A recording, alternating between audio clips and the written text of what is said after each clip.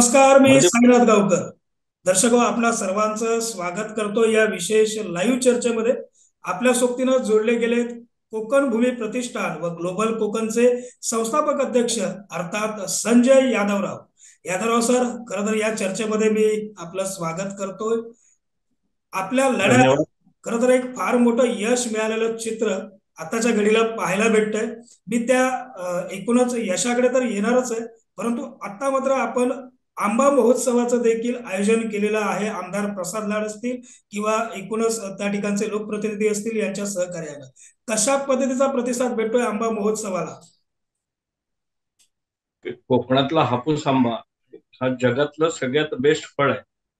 पण त्याला आपण हापूस आंबा माहित नाही असं जगात कोणी नाही. अगदी अमेरिकेतली माणसं असतील, जपानची माणसं असतील, त्या हापूस आंब्याला आपण प्रॉपर ब्रँड केला आणि त्याची ब्रँड व्हॅल्यू मोठी आहे.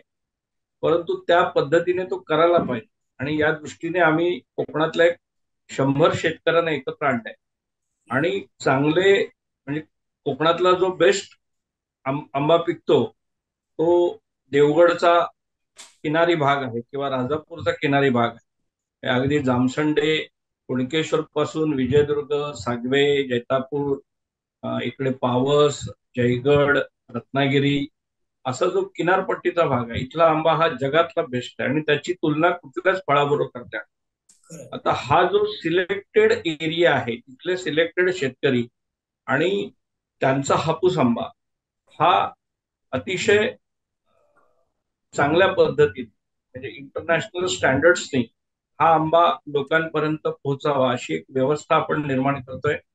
मुंबईमध्ये 15 ठिकाणी आपण अशा स्वरूपाचे आंबा महोत्सव, ज्याला आपण शेतकरी आंबा बाजार, शेतकऱ्याच्या बागेतून थेट ग्राहकांपर्यंत आणि ओरिजिनल कुठलीही भेसळ नसलेला आंबा, अशी एक व्यवस्था निर्माण केली. आता आपण 3 सेंटर चालू केले, एक माटुंग्याला, एक वर्सोव्याला आणि एक बोरिवलीला. परवा वर्सोव्याला सिंधुदुर्ग भवनमध्ये देशाचे सूक्ष्म लघु आणि मध्यम उद्योग मंत्री आणि ज्यांचं कोकणावर अतिशय प्रेम आहे अशा नारायणराव राणे साहेबांच्या हस्ते आपण उद्घाटन केलं. खासदार निलेश राणे यांनी पुढाकार घेतलाय.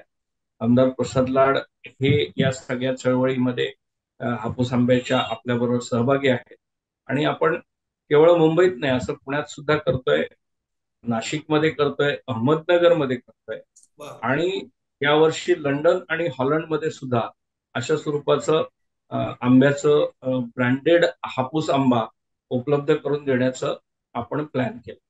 निश्चित. खरं तर यादवराव सर, आपण जे काही कार्य करता हे मागील कित्येक वर्ष आम्ही पत्रकार म्हणून जवळून हे आपलं कार्य जे आहे ते पाहतो.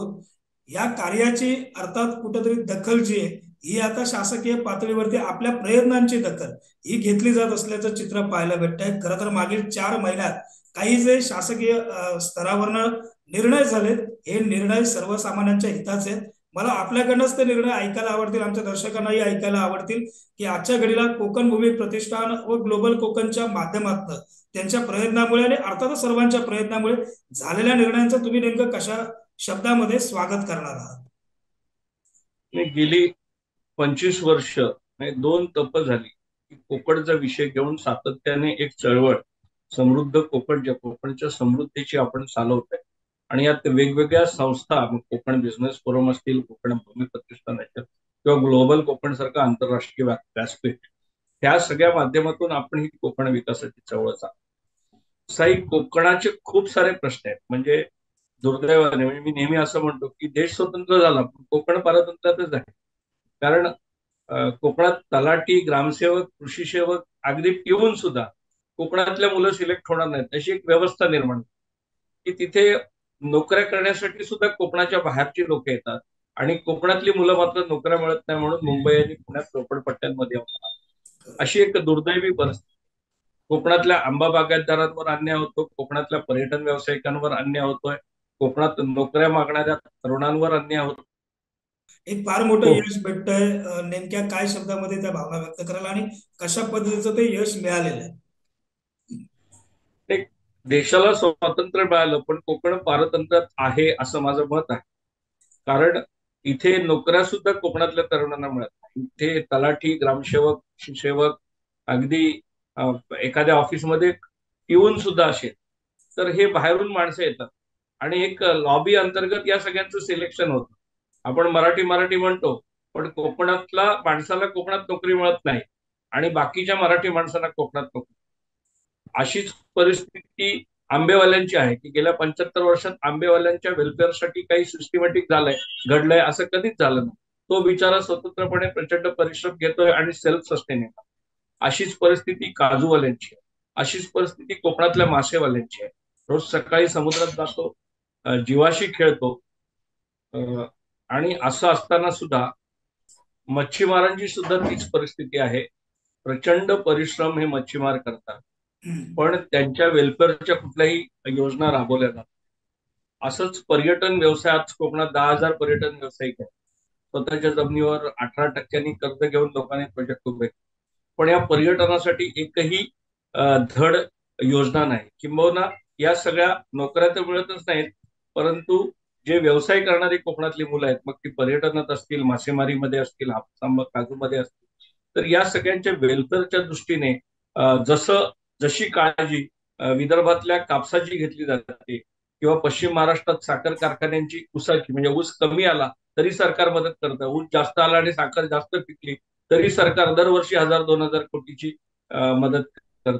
अशा पद्धतीने कोकणातल्या आंबेवाल्यांसाठी, काजूवाल्यांसाठी किंवा पर्यटनवाल्यांसाठी काही केलं गेलं असं दुर्दैवाने घडलं नाही. गेली 20-25 वर्ष या सगळ्या गोष्टींवरती सातत्याने आवाज उठवण्याचं काम, ही वस्तुस्थिती मांडण्याचं काम, अगदी विधान भवनात सुद्धा हे मांडलं जावं असा प्रयत्न आम्ही करतोय.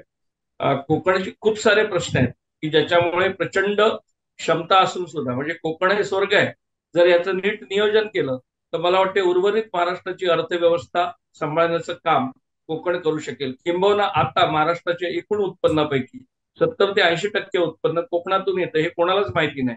मुंबई शहर कोकणात आहे आणि मुंबई आणि आसपासच्या 8-9 महानगर आणि कोकणातले 5 जिल्हे मिळून महाराष्ट्राच्या अर्थव्यवस्थेच्या 70-80% उत्पन्न कोकणात आहे.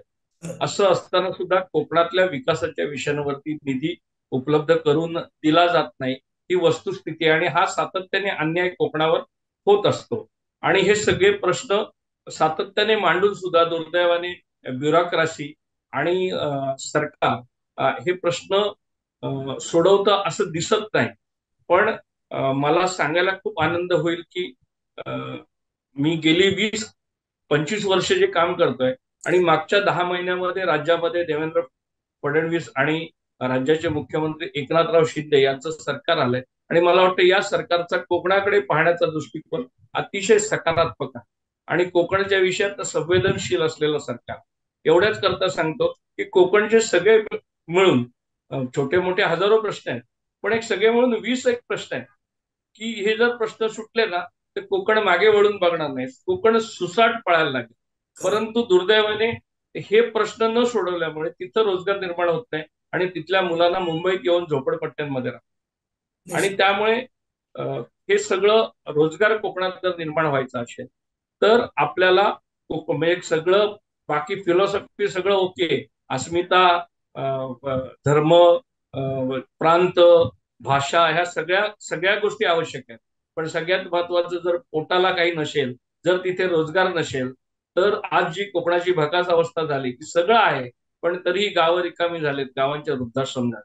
आणि म्हणून कोकणाचे आर्थिक प्रश्न सोडवणं आवश्यक आहे. आणि हे जे 15-20 प्रमुख प्रश्न आहेत, मला सांगायला आनंद वाटेल की गेल्या 4-5 महिन्यात यातले 4 प्रश्न हे प्रत्यक्षात सुटण्याची प्रक्रिया सुरू झाली आणि मला इतके वर्ष काम करताना अतिशय समाधान वाटतंय. काही गोष्टी उशिरा का होईना पण आता सुरू झाल्यात आणि याच्यामध्ये एकनाथराव शिंदे साहेब आणि फडणवीसांचा मुद्दाम मी या ठिकाणी उल्लेख करीन की आत्ताच्या सरकारमध्ये या कोकणाच्या प्रश्नांना सोडवणुकीच्या दृष्टीने सुरुवात झाली. मात्र हे प्रश्न काय आहेत आणि ते नेमकेपणे मांडणं आवश्यक आहे आणि ते आम्ही करतोय. निश्चित सर, मला एकतर खरं तर आपण राबवत असलेली चळवळ, आता तर आपण हाती घेतलेला इको टुरिझम हा देखील विषय तितकाच महत्वाचा आहे. इको टुरिझम ही नेमकी संकल्पना काय? संजय यादवराव एकूणच या इको टुरिझम च्या माध्यमातून नेमकं कोकणामध्ये काय बदल घडवू इच्छितात ते मला या चर्चेच्या निमित्तानं जाणून घ्यायचं. साई, मी इको टुरिझम बद्दल बोलेन, पण जे चार महत्वाचे प्रश्न या मागच्या डिसेंबर पासून हो. आजपर्यंत जे सुटलेत ते पहिले सांगतो, आणि मग इको टुरिझमसाठी नेमकं काय केलं पाहिजे ते सांगतो. आपण या वर्षीचा जो ग्लोबल कोकण केला, हा स्वराज्यभूमी कोकण महोत्सव केला. आणि अगदी छत्रपती शिवाजी महाराजांची राजधानी कोकणात आहे पासून तू स्वतःच या सगळ्या गावांमध्ये मी सांगितलं होतं, तू केला होतास. अगदी वासुदेव बळवंत फडके, श्रीमंत बाजीराव पेशवे, समुद्रातले सगळ्यात मोठे सेनानी, कान्होजी आंग्रे, छत्रपती शिवाजी महाराज, तानाजी मालुसरे, टिळक, आंबेडकर, सावरकर, झाशीची राणी, अशी असंख्य माणसं, म्हणजे भारताला ज्यांनी स्वातंत्र्य मिळवून दिली त्यातली 30-40% व्यक्तिमत्व ही कोकणातली आहेत, सगळ्यात मोठी आंतरराष्ट्रीय. पण याचं सुद्धा आपण खऱ्या अर्थाने लोकांसमोर नेलं नाही. त्यामुळे यावर्षी आपण स्वराज्यभूमी कोकण महोत्सव केला आणि कोकणाचं हे रूप जगासमोर आणण्याचं आम्ही ठरवलंय. पण या स्वराज्यभूमी कोकण महोत्सवामध्ये स्वतः माननीय मुख्यमंत्री आणि उपमुख्यमंत्री आले होते. त्यावेळी मी 2 विषयाची मांडणी केली होती. हो. त्यातला एक विषय होता की जसं म्हणजे कोकणाला निधी मिळत नाही आणि निधीमुळे पायाभूत सुविधांचा विकास होत नाही. म्हणजे कोकणातल्या आता पर्यटनात लाखो लोक तारकर्लीमध्ये किंवा देवबागमध्ये जातात, पण धड रस्ते नाहीत, पार्किंगच्या व्यवस्था नाहीत, ते काही पायाभूत सुविधा नाहीत. अशीच परिस्थिती दापोली मुरुडची आहे, अशीच मुरुड जंजिराची आहे, अशीच काशीची आहे. त्यामुळे लोक यायला तयार आहेत. लाखो लोक, म्हणजे केरळपेक्षा 10 पट पर्यटक कोकणात येतात. पण त्या गावांमध्ये पायाभूत सुविधा, आणि या पायाभूत सुविधा व्हायच्या असतील तर कोकणाला तेवढा निधी शासन देईल की नाही माहित नाही. परंतु जसं MMRD आहे, जसं सिडको आहे, जसं निगडी प्राधिकरण आहे, किंवा जसं PMRD आहे म्हणजे पुणे प्राधिकरण आहे, असं प्राधिकरण कोकणासाठी करावं. म्हणजे MMRDAचा एरिया हा अलिबाग पर्यंत आहे, पण त्याच्या पुढच्या कोकणासाठी एक स्वतंत्र कोस्टल डेव्हलपमेंट अथॉरिटी अशा स्वरूपाचं प्राधिकरण करावं. आणि या प्राधिकरणाला काय असतं की सर्व अधिकार असतात, कुठलेही डिपार्टमेंट त्यांच्यामध्ये ढवळाढवळ करत नाही. त्यांच्याकडे स्वतःचा प्रचंड स्टाफ असतो, इंजिनियर असतात, ती प्लॅनिंग अथॉरिटी असते, ते वर्ल्ड बँकेकडून पैसे घेऊ शकतात, जायकाकडून पैसे घेऊ शकतात, ते इंटरनॅशनल फंड्स उभे करू शकतात, ते व्हायबल प्रोजेक्ट तयार करून जगभरातून गुंतवणूक आणू शकतात. आणि त्यामुळे जसं थायलंड सारखा आपल्यापेक्षा गरीब असलेला आणि महाराष्ट्रापेक्षा छोटा असलेला देश आज तिथे हजारो म्हणजे त्या ठिकाणी फुकेत सारखं पर्यटनाचं पंचतारांकित एरिया डेव्हलप झालाय, किंवा अनेक पर्यटनाची मोठमोठी सेंटर्स इंडोनेशियामध्ये झाले. आपल्यापेक्षा 25 वर्षांनी स्वतंत्र झालेल्या देशांमध्ये, मलेशियामध्ये, इंडोनेशियामध्ये त्यांनी प्रॉपर प्लॅनिंग केलं, म्हणून आज जग म्हणजे युरोपशी त्यांचं पर्यटन स्पर्धा करत आहे. आणि आम्ही मात्र ते टॉयलेट नाहीत आणि रडत बसलोय गेली 20-25 वर्ष. तर आपण याच्यासाठी एक अथॉरिटी दिली पाहिजे, जशी सिडको आहे. आज सिडकोमुळे मुंबईची मेट्रो डेव्हलप झाली, आज शिवडी नावा ब्रिज झाला, आज मुंबईतले सगळे ब्रिजेस जे होत आहेत किंवा मुंबईतलं इन्फ्रास्ट्रक्चर होते आज सिडकोमुळे होती. सिडको जगभरातून पैसे आणते. असं जगभरातून फंड्स आणण्याची क्षमता असलेली आणि अधिकार असलेली अथॉरिटी कोकणासाठी पाहिजे, अशा स्वरूपाची मागणी आपण स्वराज्यभूमी कोकण महोत्सवात केली.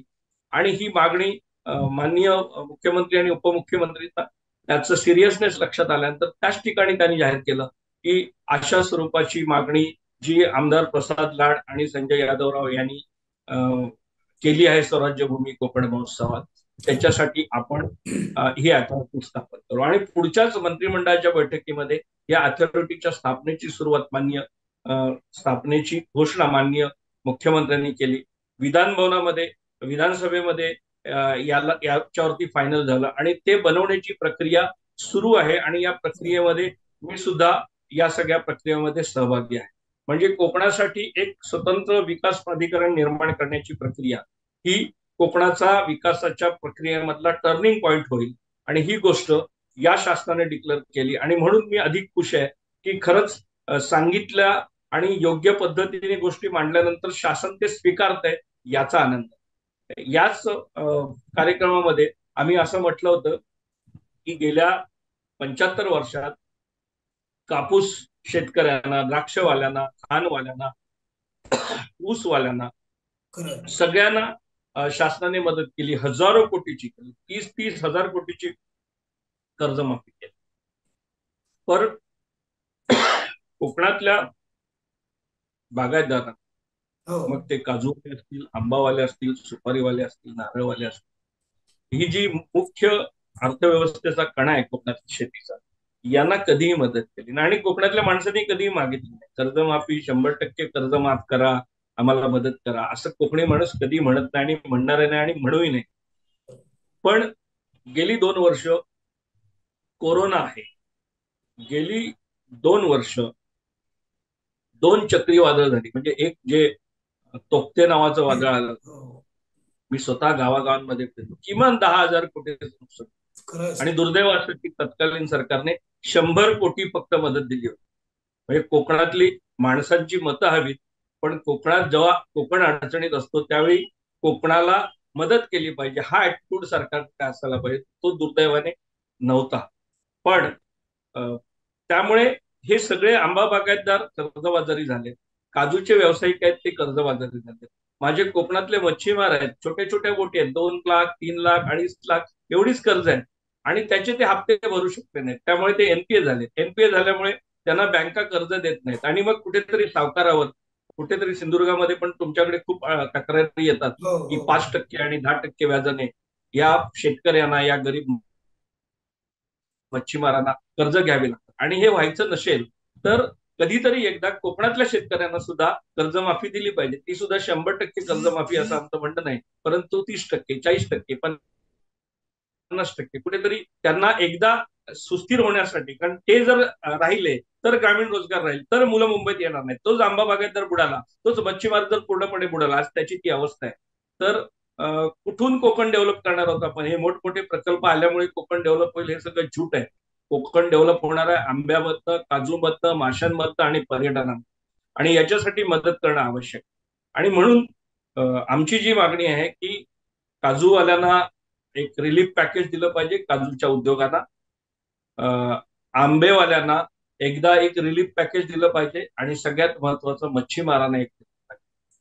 या सगळ्यामध्ये मला सांगायला आनंद होईल की महाराष्ट्र शासनाने, आत्ताच्या सरकारने 1,290 कोटी रुपये काजू उद्योग डेव्हलप होण्याकरता एक पॅकेज डिक्लेअर केलं. निश्चित. त्यामुळे किमान 75 वर्षात अशा स्वरूपाचं पॅकेज डिक्लेअर झालं, याच्याबद्दल मी आनंद व्यक्त करतो की हा निधी डिक्लेअर झाला, त्याची बजेटमध्ये प्रोव्हिजन झाली आणि त्याचं नियोजन सुरू. अर्थात ब्युरोक्रेसी चुकीच्या पद्धतीने काम करते, हा माझा आक्षेप आहे. आणि त्यामुळे हा निधी वापरला जाईल याकरता जे व्हायला पाहिजे ते करणं आवश्यक आहे आणि त्यासाठी कृषी विभागाने त्या पॉलिसीज बनवल्या पाहिजेत. नाहीतर मग तो निधी तसाच पडून जातो. पण 1,290 कोटीचा निधी जाहीर केला, बजेटमध्ये त्याची तरतूद केली, हा दुसरा निर्णय झाला. याच्याबद्दल मी आनंद व्यक्त करतो. अर्थात हे पुरेसं नाही. काल आम्ही आंबा महोत्सवचं उद्घाटन केलं तेव्हा देशाच्या केंद्रीय मंत्री नारायणराव राणे यांना मी स्वतः आणि आमच्या या चळवळीचे जे मार्गदर्शक आहेत आमदार प्रसाद लाड, आम्ही त्या ठिकाणी राणे साहेबांना विनंती केली. स्वतः माजी खासदार निलेशजी राणे हे तिथला आंबा महोत्सव संयोजन करतायत. त्यांनी सुद्धा या सगळ्या विषयामध्ये पुढाकार घेतलाय आणि आम्ही दादांना असं म्हटलंय की माननीय मुख्यमंत्री उपमुख्यमंत्र्यांबरोबर बोलून एकदा हापूस आंब्याला 500-600 कोटी रुपये लागतील, पण एकदा त्यांना एक 30-40%, 100% कर्जमाफी आम्ही म्हणणार नाही आणि आम्हाला ती नको. 30-40% कर्जमाफी जरी दिली आणि त्यांचा जो मधल्या काळातला जो व्याज ते भरू शकले नाही तो एनपीए मुक्त केलं, तर मग हळूहळू हळू ते ते सगळं भरायला लागतं. त्यामुळे अशी मदत आंबेवाल्यांना केली पाहिजे आणि अशीच मदत मासेमारांना सुद्धा, निश्चित निश्चित. मच्छीमारांना सुद्धा. अतिशय स्वाभिमानी कम्युनिटी आहे. 15,000 कोटीचे मासे दरवर्षी कोकणातल्या समुद्रात पकडले जातात आणि हे 60-70% एक्सपोर्ट होतात. त्यामुळे डॉलर देण्याचं महाराष्ट्राचं काम हे माझे कोळी बांधव करतात कोकणातले. त्यामुळे त्या कोळी बांधवांना सुद्धा महाराष्ट्र शासनाने मदत केली पाहिजे. परंतु अशी आंबेवाल्यांसाठी आम्ही आग्रही मागणी करतो.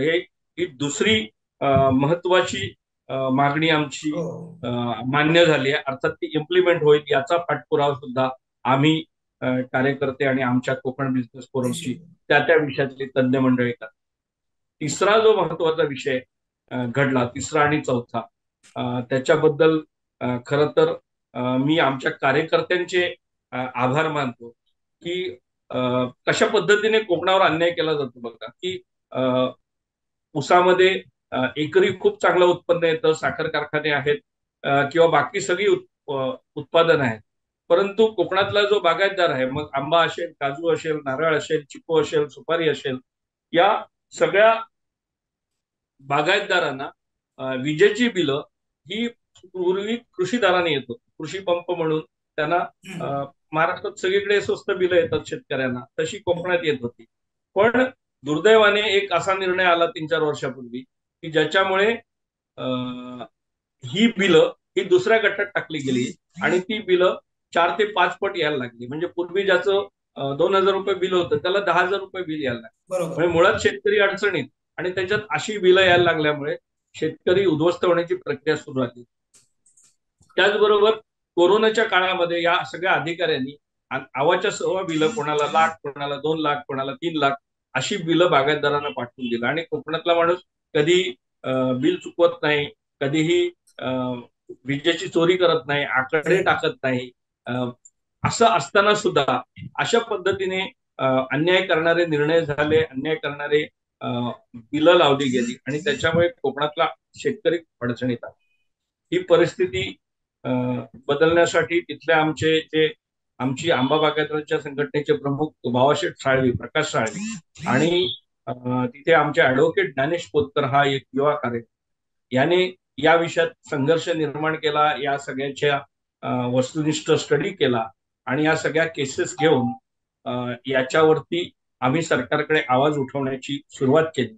आणि सगळ्यात महत्वाचं की हा जो निर्णय आहे बिलं कमी करण्याचा किंवा कॅटेगरी बदलण्याचा, हा निर्णय MERC, Maharashtra electricity regulation commission, म्हणजे वीज नियामक आयोग, यांच्याकडे असतो. म्हणजे आपण नुसतं विधानसभेत आणि सांगून सुद्धा चालत नाही, तर MERC कडे याचं नीट प्रेझेंटेशन झालं पाहिजे आणि ते कन्व्हिन्स झाले तरच हा बदल होतो. पण आम्हाला सांगायला अभिमान वाटेल की MERCचं जे जनसुनावणी होती, ज्याच्यामध्ये महाराष्ट्रभरातले काय अडचणी आहेत त्या समजून घेण्यासाठी त्यांची प्रोसेस होती आणि त्यांनी विदर्भ, मराठवाडा आणि कोकणचं जे हिअरिंग आहे ते त्यांनी वाशीमध्ये केलं होतं. आणि कोकणातून कोणीच दुर्दैवाने आले नाहीत, कारण आपण आपल्या प्रश्नांबद्दल नेहमीप्रमाणे जागरूक कधीच नसतो. परंतु यावेळी ज्ञानेश पोतकर, स्वतः प्रकाश साळवी, आमचे नर्सरी व्यावसायिक पावसमधले शिंदे आहेत, आणि मी स्वतः त्या हिअरिंगला गेलो होतो आणि तिथे ज्ञानेश पोतकर आणि मी स्वतः कोकणचं म्हणणं मांडलं. आणि त्याच्यामध्ये आम्ही हे सगळं मांडलं की कोकणी माणूस हा शेतकरी कर्ज वीज चोरत नाही, वीज बिल भरतो, आणि तरीही अन्याय परिस्थिती आहे. आणि आमच्या शेतकऱ्यांनी काय गुन्हा केलाय की त्यांना दुसऱ्या कॅटेगरीमध्ये टाकलं. आणि हे म्हणणं MERCचे जे प्रमुख आहेत, माजी मुख्य सचिव संजय कुमार, यांना पटलं. आणि दुसरा विषय जो आम्ही मांडला की वेदांत प्रकल्प यावा म्हणून सगळेच बोंबलतायत की त्यांना वीज स्वस्त द्या, त्यांना लाईट द्या, त्यांना जागा द्या, त्यांना टॅक्स एक्झम्पशन द्या. कारण काय, 1 लाख लोकांना वेदांत रोजगार द्या. मग माझे कोकणातले पर्यटन व्यावसायिक हे 2-2.5 लाख लोकांना रोजगार देतात आणि किमान 5 लाख कुटुंबाचं उदरभरण करतात. मग वेदांत आला पाहिजे रोजगारासाठी, मग कोकणातला पर्यटन व्यावसायिक का उद्ध्वस्त झाला पाहिजे? आणि वेदांताला बेनिफिट द्यायचे आणि कोकणातल्या पर्यटन व्यावसायिकाला कमर्शियल इलेक्ट्रिसिटी लावायची, त्याला 14 रुपये आणि 16 रुपयाने युनिटचा दर लावायचा. त्याच्या हॉटेलला किंवा रिसॉर्टला किंवा पर्यटन व्यवसायाला त्या ठिकाणी 25,000, 50,000, लाख रुपयाची बिलं येतात महिन्याची. कुठून भरणार तो? किती पर्यटक येतात असे कोकणात आणि किती पैसे देतात? आणि म्हणून हा सुद्धा विषय आम्ही त्या ठिकाणी मांडला. हा संपूर्ण जरी मान्य झाला नसला तरी याचे 2 मोठे निर्णय झाले जे कोकणाच्या दृष्टीने अतिशय महत्वाचे आहेत. एक निर्णय झाला तो की कोकणातल्या सगळ्या बागायतदारांना आणि नर्सरी व्यावसायिकांना यापुढे कृषीदाराने वीज बिल दिलं जाईल. हा एक ऐतिहासिक निर्णय आहे आणि त्याच्याबद्दल सरकारचं आणि MERCचं आम्ही खूप मनापासून अभिनंदन करतो. जसं वाईट झालं तर आपण बोंबलतो, जसं चांगलं झालं तर आपण त्याचं स्वागत केलं पाहिजे. आणि हा अतिशय चांगला निर्णय या सरकारने घेतला आणि पुन्हा कृषीदाराने कोकणातल्या बागायतदारांना वीज पुरवठा देण्याचे मान्य केलं, याच्याबद्दल शासनाचे अभिनंदन. आणि दुसरा महत्वाचा निर्णय जो इलेक्ट्रिसिटीचा मी मांडलाय, की आम्हाला सगळी इलेक्ट्रिसिटी कोकणामध्ये आहे ही औद्योगिक दराने, आम्हाला फुकट नको, आम्हाला घरगुती नको, आम्हाला स्वस्त नको, पण इंडस्ट्री रोजगार निर्माण करते म्हणून त्यांना निश्चित औद्योगिक निश्चित. दराने. आणि कोकणातला पर्यटन व्यवसाय गावागावांमध्ये रोजगार करतो आणि तोच आमचा मुख्य व्यवसाय. तर आमच्या पर्यटन व्यावसायिकांना औद्योगिक दराने वीज पुरवठा ही आमची मुख्य मागणी आहे. ती पूर्ण जरी झाली नसली तरी तिचा फॉलोअप आम्ही चालू केलाय पण मला आणि त्यातली अर्धी मागणी मान्य झाली. आणि कोकणात जेवढे छोटे पर्यटन व्यावसायिक आहेत, जे 4 खोल्या 2 खोल्या आपल्या घरामध्ये करतात आणि होमस्टे चालवतात, असे मला वाटते 2,000 रेकॉर्डेड आहेत. पण माझ्या माहितीप्रमाणे असे किमान 10,000 व्यावसायिक आहेत जे होमस्टे चालवतात. आता अधिकृतपणे हे लोक होमस्टे चालवू शकतील आणि या सगळ्या होमस्टेवाल्यांना घरगुती दराने सरकारने वीज द्यायचं. हा अतिशय ऐतिहासिक निर्णय आहे. कोकणातल्या माझ्या सर्वसामान्य छोट्या पर्यटन व्यावसायिकांना एक मोठा दिलासा देणारा निर्णय हा महाराष्ट्र शासनाने घेतलाय. आणि घरगुती दराने त्यांना वीज पुरवठा होणार आहे, जो पूर्वी त्यांना येत होतं त्यापेक्षा किमान 5-7 पट कमी बिल येईल. म्हणजे ज्याला 10,000 येत होतं त्याला हार्डली 1,000 1,500 रुपये बिल येईल. आणि याच्यामुळे एक मोठा दिलासा कोकणातल्या छोट्या पर्यटन व्यावसायिकांना मिळणार. आणि त्यामुळे या निर्णयासाठी सुद्धा आम्ही सरकारचं नक्कीच. अभिनंदन करतो आणि सरकारला विनंती करतो की आम्हाला फुकट नको, घरगुती नको, पण इंडस्ट्रीयल दराने उरलेल्या पर्यटन व्यावसायिकांना वीज पुरवठा मिळाला पाहिजे. आणि यासाठी शासनाकडे आम्ही आमचा हा तगादा लावून धरणार आहोत. आम्ही याचा पाठपुरावा करणार आहोत आणि ही मागणी मान्य होत नाही तोपर्यंत याचा आग्रह करणार आहोत. आणि हे होणार नसेल तर यासाठी मोठं आंदोलन देखील करू. ज्या पद्धतीने आम्ही सरकारला चांगल्या गोष्टी घडतायत त्याचं अभिनंदन करतोय, तसंच कोकणावरती वर्षानुवर्ष जो अन्याय होतोय त्याबद्दल आवाज उठवण्याचं काम सुद्धा पण आम्ही निश्चित करणार. निश्चित म्हणजे यादवराव सर, तिथं यादवराव सर, चार मला या चर्चेमध्ये मुद्दामून आपल्याला थांबून एक प्रश्न विचारायचा आहे. तो म्हणजे आपण बोलता बोलता मगाशी बोललात की कोकणामध्ये फक्त औद्योगिकीकरण येऊन कोकणचा विकास होईल एवढंच मर्यादित नाहीये. सर, माझा प्रश्न असा आहे की इतक्या वर्षामध्ये आपल्या इकडचा आंबा, नारळ, काजू, मासेमारी, पर्यटन हे सगळे विषय असताना सुद्धा आपलं कोकण नेमकं मागे का राहिलं? का कोकणाचा विकास झाला नाही? या कोकणाचा विकास जर पुढे जाऊन आपल्याला करायचा असेल, ही सर्व माध्यमं तर आहेत, पण या माध्यमांबरोबर औद्योगिकीकरणाची जोड सुद्धा या कोकणच्या विकासाला जर आपण दिली तर कोकणचा विकास कुठेतरी पुढे गेलेला दिसेल, चित्र पुढे गेलेलं दिसेल, असं आपल्याला वाटतं का? आणि महत्वाचा त्याच्यातलाच उपप्रश्न माझा असा आहे की हे सगळं जर घडत असेल तर आजही कोकणातली बहुतांश घरं ही बंद काय? आपण जर म्हणत असाल की फक्त पर्यटन, आंबा, काजू, नारळ या सर्व गोष्टीतनं जर कोकणचा विकास होणार असेल तर आताच्या घडीला बहुतांश तरुण हे मुंबई शहराच्या ठिकाणी नोकरीनिमित्त काय आहेत? हा खऱ्या अर्थानं मला पडलेला प्रश्न आहे. काही तुझा प्रश्न योग्य आहे. औद्योगिकरणाच्या विरोधात मी नाही, पण औद्योगिकीकरण करून लोटे परशुरामच्या खाडीत केमिकलचं प्रदूषित पाणी सोडण्याच्या विरोधात मी नक्की आहे. नियमामध्ये औद्योगिकरण व्हायला पाहिजे. कोकणचा निसर्ग बिघडणार नाही याची पूर्ण काळजी औद्योगिकरण करणाऱ्यांनी घेतली पाहिजे. जर उद्योग येणार असतील, मोठमोठे कारखाने येणार असतील, तर केवळ उत्तर भारतीयांना किंवा बाहेरच्या लेबरना घेऊन काम करून चालणार नाही. स्थानिक माणसांना त्याच्यामध्ये इन्व्हॉल्व्ह केलं पाहिजे.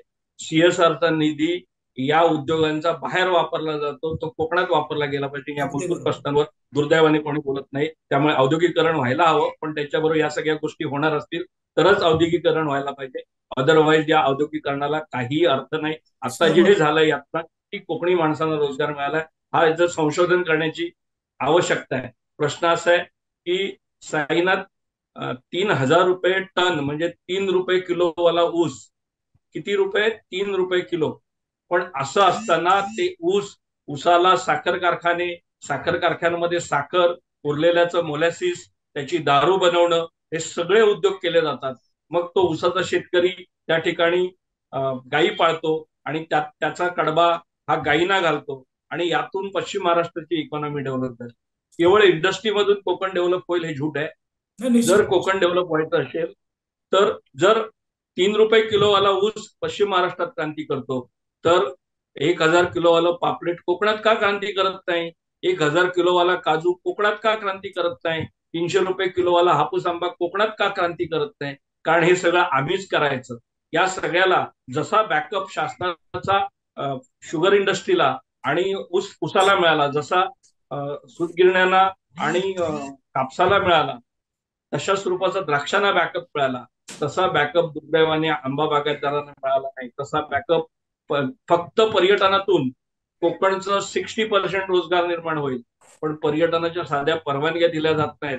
त्यांना कमर्शियल इलेक्ट्रिसिटी लावली जाते, सीआरझेडच्या नावाखाली त्यांची छळवणूक होते आणि हे उद्योग होऊच शकणार नाहीत. अशा स्वरूपाची इकोसिस्टीम दुर्दैवाने कोकणात आहे. या सगळ्यांवरती मी गेली 20 वर्ष प्रत्यक्ष ग्राउंडवरती काम करतोय. त्यामुळे औद्योगिकरण झालं पाहिजे, पण तेही सुद्धा पर्यावरणाला पूरक. आणि निदान सिंधुदुर्ग आणि रत्नागिरी जिल्हा हे 2 जिल्ह्यांचा निसर्ग इंटॅक्ट आहे, त्यामुळे या निसर्गाची कुठेही हानी होणार नाही याचा विचार करून आयटी पार्क आणायला कोणी नाही म्हटलं, ऑटोमोबाईल पार्क आणायला कोणी नाही म्हटलं, त्या ठिकाणी हेवी इंडस्ट्रीज, इंजिनिअरिंग इंडस्ट्रीज आणायला कोकणामध्ये कोणी नाही म्हटलं. कोकणामध्ये एज्युकेशनचे हब बनवा, कोकणामध्ये आयटी पार्क बनवा, कोकणामध्ये बायोटेक्नॉलॉजी पार्क बनवा, कोकणामध्ये नॅनो टेक्नॉलॉजी पार्क बनवा, कोकणामध्ये टुरिझमचे पार्क बनवा मोठे मोठे. कुणी नाही म्हटलंय, पण हे प्रत्यक्ष या सगळ्या गोष्टींबद्दल चर्चा होते, या गोष्टी घडत नाहीत. पण या घडतील. या सरकारने जो सकारात्मक दृष्टिकोन ठेवलाय त्याबद्दल मला जास्त आनंद आहे. आणि आतापर्यंत कोकणाच्या पर्यटनाला कुठलाही आर्थिक मदत केली नाही, कोकणाच्या आंबेवाल्यांना मदत केली नाही, कोकणाच्या मासेवाल्यांना खरं तर यादवराव सर ना आपल्याशी बोलताना मला एक क्लिक होत आहे की आधी कोंबडी की आधी अंड या वादातच कोकणाचा खऱ्या अर्थानं विकास अडकलाय. नेमकं सुरुवात करायची कुणी हा खरं तर प्रश्न आहे. कारण की आम्ही सर्वसामान्य कोकणवासी म्हणून नेहमी आरोपीच्या पिंजऱ्यामध्ये लोकप्रतिनिधींना अथवा शासनाला उभं करतो आणि शासन म्हणतं की आम्ही एखादा प्रकल्प आणतो पण त्या प्रकल्पाला तुम्ही विरोध करता. खरं तर मगाशी मी बोलल्याप्रमाणे आधी कोंबडी की आधी अंड हा जो काही एक वादातीत विषय अशाच पद्धतीमध्ये कोकणाचा विकास अडकलाय. वेळेची मर्यादा आहे सर, अगदी शेवटची 1.5 मिनिटं शिल्लक आहेत. मी आपल्याला विचारू इच्छितो की इको टुरिझम ही नेमकी संकल्पना काय, अगदी थोडक्यामध्ये मला आपल्याकडनं ती जाणून घ्यायची. आता कोकणामध्ये समुद्री पर्यटन डेव्हलप झाले. मी अनेक पर्यटन महोत्सव केले कोकणात, अगदी डहाणूच्या चिपू महोत्सवापासून गणपतीपुळ्याच्या बीच फेस्टिवल पर्यंत, वेंगुर्ल्याच्या बीच फेस्टिवल पर्यंत. पण आपण आता सागरी पर्यटन विकसित होते, पण अनफॉर्च्युनेटली ते हॅपझार्ड होत आहे. त्याच्या कसलंही नियोजन नाही. त्याच्यावरती सुद्धा स्वतंत्रपणे काम करण्याची आवश्यकता आहे. पण आता कोस्टली कोकणामध्ये 1 कोटीपेक्षा जास्त पर्यटक यायला लागले. प्रश्न असा आहे की समुद्रकिनारेच कोकणातले सुंदर नाहीत, कोकणातले खाडी किनारे पण सुंदर आहेत, कोकणातली आतली गावं पण सुंदर. यादवराव सर, खरं तर आपल्या बरोबर सुरू असलेली ही चर्चा थांबू नये असंच वाटतंय. वेगवेगळ्या संकल्पना आपल्याकडनं समजून घ्यायच्या. खरं तर माझा प्रश्न आहे आपल्याला की आपल्याकडे कुठलंही संवैधानिक पद नसताना देखील आपण जी चळवळ सुरू केली आहे, चळवळीला कुठंतरी आता यश मिळतानाचं चित्र पाहायला भेटत आहे. काय शब्दामध्ये धन्यवाद व्यक्त कराल महाराष्ट्र शासनाचे, अर्थात मंत्री महोदयांचे, काय शब्दात धन्यवाद व्यक्त कराल? खरं म्हटलं तर कोकणच्या विषयांसाठी खूप पाठपुरावा करावा लागतोय, खूप संघर्ष करावा लागतोय. पण मागच्या 10 महिन्यात आलेलं हे जे सरकार आहे, आणि विशेषतः मुख्यमंत्री एकनाथराव शिंदे आणि उपमुख्यमंत्री देवेंद्रजी फडणवीस, मला वाटतं कोकणाच्या काही प्रमुख विषयांना न्याय देण्याचं काम हे सरकारने सुरुवात केलेली आहे. आणि जर योग्य पद्धतीने आपण शासनाकडे ह्या सगळ्या गोष्टी जर मांडल्या तर यातले अनेक विषय सुटू शकतात. कारण चुकीची कुठलीच मागणी ही कोकणातून होत नाहीये किंवा आम्ही करत नाही आहोत. मात्र छोटे छोट्या अडचणी आहेत. सगळ्यांसाठीच काही निधीची आवश्यकता नाही, परंतु फ्रेंडली पॉलिसीज, इकोसिस्टीम म्हणजे पर्यटन उद्योग वाढण्यासाठी जी इकोसिस्टीम पाहिजे, मत्स्य उद्योग वाढण्यासाठी जी इकोसिस्टीम पाहिजे, ती बनवण्याची शासनाची जबाबदारी असते. आणि हे शासन करेल किंवा या करण्याची प्रक्रिया सुरू झाली असं मला वाटतं. आणि त्याबद्दल विद्यमान शासनाचं मी मनापासून अभिनंदन करतो आणि धन्यवाद. निश्चित. खरं तर यादवराव सर, आपण या चर्चेमध्ये सहभागी झालात आणि एकूणच सविस्तर माहिती दिलात त्याबद्दल मी आभार व्यक्त करतो, धन्यवाद देतो. आणि ही मुलाखत या ठिकाणच्या मुलाखतीला स्वल्पविराम देतो. पुन्हा एकदा आपण भेटणार आहोत. दर्शको, आपणही कुठे जाऊ नका, पाहत राहा चॅनल कोकणच्या समृद्धीचं कोकणशाही. धन्यवाद. धन्यवाद साई. असे नवनवीन व्हिडिओ पाहण्यासाठी कोकणशाहीचं यूट्यूब चॅनल सबस्क्राईब करा व बेल बटन प्रेस करा। तसेच फेसबुक पेज लाईक करा आणि इंस्टाग्राम पेज व ट्विटर पेजला फॉलो करायला विसरू नका।